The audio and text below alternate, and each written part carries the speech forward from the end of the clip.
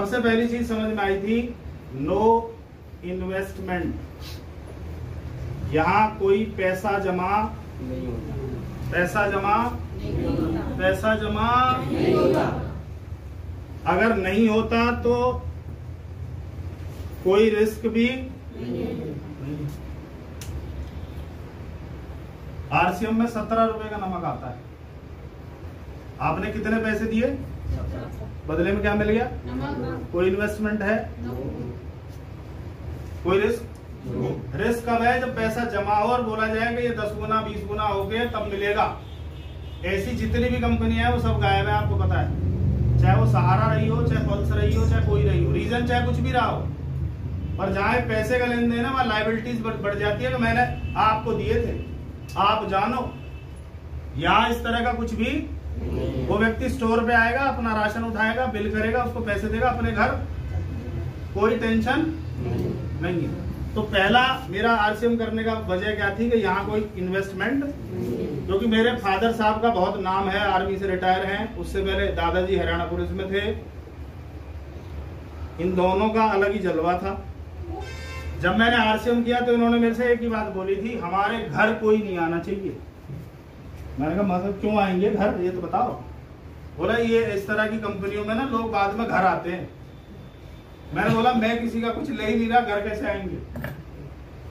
आज तक कोई घर नहीं गया क्योंकि अकाउंट में ट्रांसफर हो जाता है जिसका जितना है। क्या आप इस बात से सहमत हैं? yes. कितने लोग हैं जिनके अकाउंट में पैसा आ रहा है? मैं तो नहीं बांटने आता इधर, ऑटोमेटिक अकाउंट ट्रांसफर होता है। तो पहला कारण आरसीएम करने का ये था कि यहाँ कोई इन्वेस्टमेंट नहीं है। दूसरी चीज क्या थी?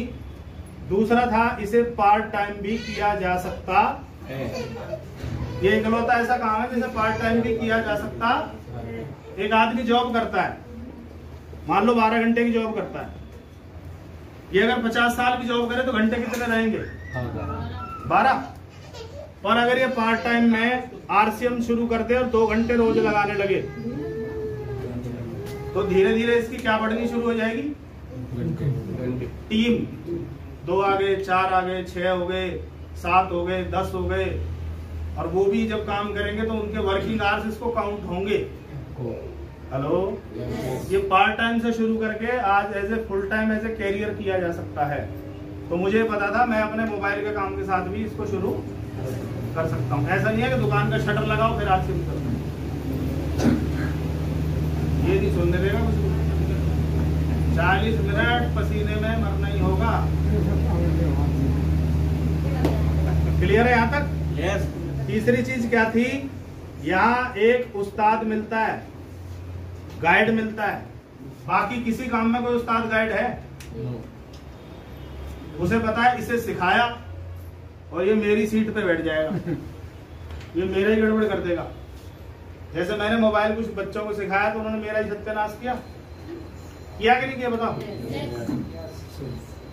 किया कि नहीं किया? पर यहाँ एक उस्ताद मिलता है जो सिखाता है, और मेरे उस्ताद हैं एक्स नेवी ऑफिसर और मारुति में पर्सनल मैनेजर थे, माननीय श्री रामकिशन सर।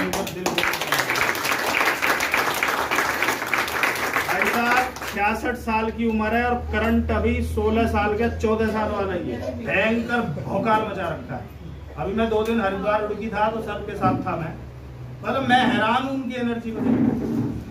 मतलब मैं बोलता हूँ, मैंने कहा गुरुजी क्या घुसा हुआ है आपके अंदर? कहता है यार कुछ लोगों की जिंदगी बना। 56,000 पेंशन आती है, हाथ नहीं लगाया आज तक पेंशन को, तो कितनी इकट्ठी हो गई होगी? सोचो। बेटा रूबी अचीवर है, एक बेटे का अपना बिजनेस है, घर मकान सेट है, नाती पोते सब सेट है। उसके बाद इस उम्र में भी किसके लिए दौड़ रहे हैं? वो टीम के लिए। यार कुछ लोगों ने भरोसा किया है, उनको जिताना है, तो एक बार दोबारा से तालियां बजाओ। ये जो गाइड है, ये जो कोच है, ये आपको फ्री मिलता है। ये कोई फीस नहीं लेगा आपसे, कंसल्टेशन फीस कुछ नहीं है। और ये केवल बिजनेस कोच नहीं है, ये लाइफ कोच है।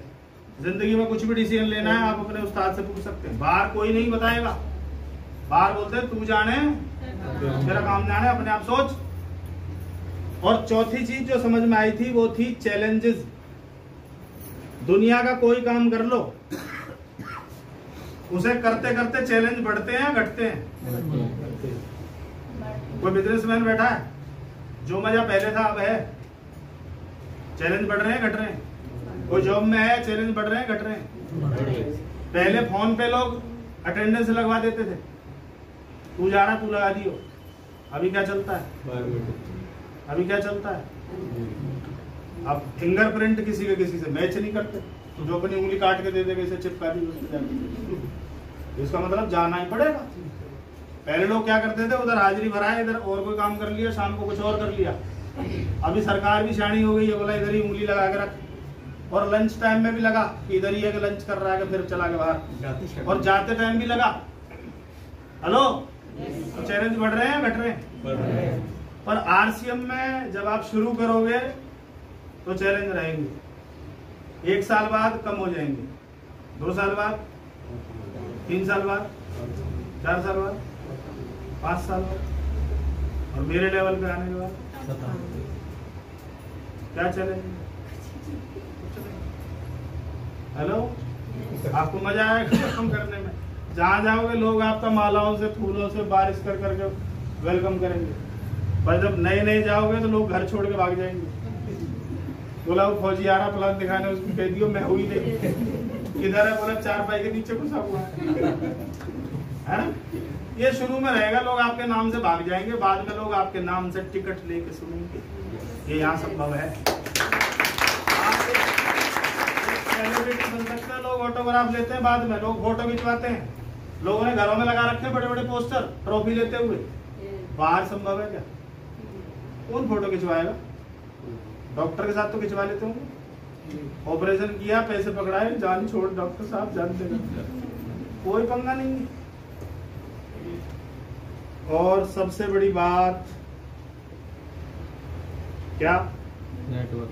क्या क्या? हमारे बाप दादा ने क्या किया? वर्क की एक लिमिट है, 24 घंटे से ज्यादा नहीं होता, डे नाइट मिला के भी। पर नेटवर्क की there is no limit, there is no speed meter. हर गाड़ी में स्पीड मीटर होता है और लिमिट भी होती है, पर इस गाड़ी की कोई स्पीड मीटर, पंजे में दम होना चाहिए, कितने घुमा लो। आया ना? yes. और इसकी सबसे बड़ी खूबी क्या है नेटवर्क की, बताऊं क्या? yes. सुनील डॉक्टर नहीं बना, और मेरी टीम में मैं गिन नहीं सकता इतने डॉक्टर हैं। Doctor Lakhan, doctor Prempal, doctor Sanjeev, कितने ही, कोई ऑर्थो का, कोई किसका। मैं फौज में नहीं गया, मेरी टीम में फौजी है कि नहीं है? मैं पुलिस में नहीं गया, मेरी टीम में उत्तर प्रदेश पुलिस से दुनिया भर के लोग हैं। हेलो, किसकी पावर है? अभी अजीत सर कहाँ से आ रहे पता है आपको? कर्नाटका। कौन सी लैंग्वेज है सर? कन्नड़। कन्नड़। इनको कौन सी आती है? अन्नड़। उसके बाद भी बिजनेस बन्नड़ हो रहा है कि नहीं हो रहा? लगभग 1.5 लाख का बिजनेस आता है कर्नाटका से। सबसे ज्यादा बोलते हैं सुपारी होती है उधर। बोला हरीश संजीवनी के ट्रक उतार दो, इतना बड़ा काम होने वाला है। ऐसे ऐसे लोग मिले। जब इनकी एंट्री हुई तो नीचे से फूल की वर्षा हो रही थी। कर्नाटका में उत्तर प्रदेश से गए एक रिटायर्ड फौजी के ऊपर क्या हो रही है? वर्षा। किसकी वजह से? Due to RCM business. आया ना? क्योंकि वहां भी फौजियों की बेल्ट है, तूफान मचा रखा है पूरा। और ये सुबह 2:30 बजे वाले ट्रेन से उतरे। उसके बाद मैंने बोला आप तो रेस्ट कर लो, मैं कर दूंगा मीटिंग। अरे नहीं साहब, मैं चलूंगा। तो चलो, इसका मतलब ये काम आनंद दे रहा है तभी तो इधर है। और अगर ये टेंशन दे रहा होता तो बोलते सर आप देख रहे हैं ना, मैं जरा 2 दिन सोऊंगा, क्योंकि मैं कर्नाटका से आ रहा हूँ। आया ना? मैं आ रहा हूँ रुड़की हरिद्वार से। सुबह फिरोजाबाद, अभी कहाँ है? आगरा। कल सुबह मैनपुरी, इवनिंग में इटावा, परसों मुरैना, इवनिंग में धौलपुर, उससे अगले दिन भिंड।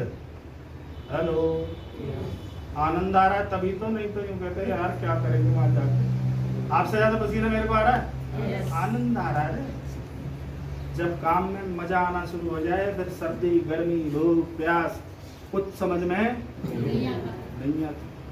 आया ना? जैसे महिलाएं अपने ससुराल बात करें तो गर्मी सर्दी आंधी तूफान, नहाई है कि नहीं नहाई, खाया है कि नहीं खाया, चालू। क्योंकि क्या आ रहा है? आनंद। क्या आ रहा है? आनंद आ रहा है। सही है। तो ये कुछ कारण बहुत सारे हैं, पर मुझे जो समझ में आया उसके लिए मैंने आरसीएम करना शुरू किया।